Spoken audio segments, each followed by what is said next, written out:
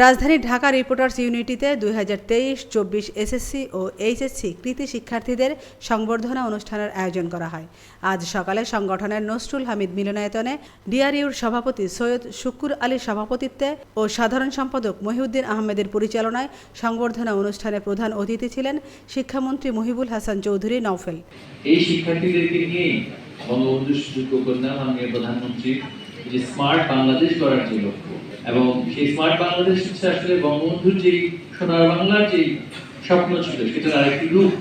প্রযুক্তি, বিশ্ব অর্থনীতি সবকিছুর সাথে পরিবর্তিত হয়ে সেটা সোনার বাংলা কিন্তু স্মার্ট বাংলাদেশের লক্ষ্যে পরিণত হয়েছে। বিশেষ অতিথি হিসেবে ছিলেন সাউথ বাংলা ব্যাংকের চেয়ারম্যান AZM শফিউদ্দিন শামীম ও ব্যবস্থাপনা পরিচালক নুরুল আজিম।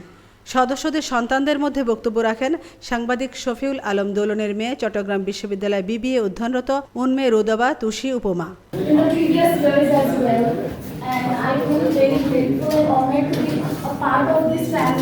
অতিথিরা কৃতি শিক্ষার্থীদের হাতে সম্মাননাপত্র, ক্রেস্ট ও বৃত্তি হিসেবে নগদ অর্থ তুলে দেন। আমিনা ইসলাম, আজকের সংবাদ।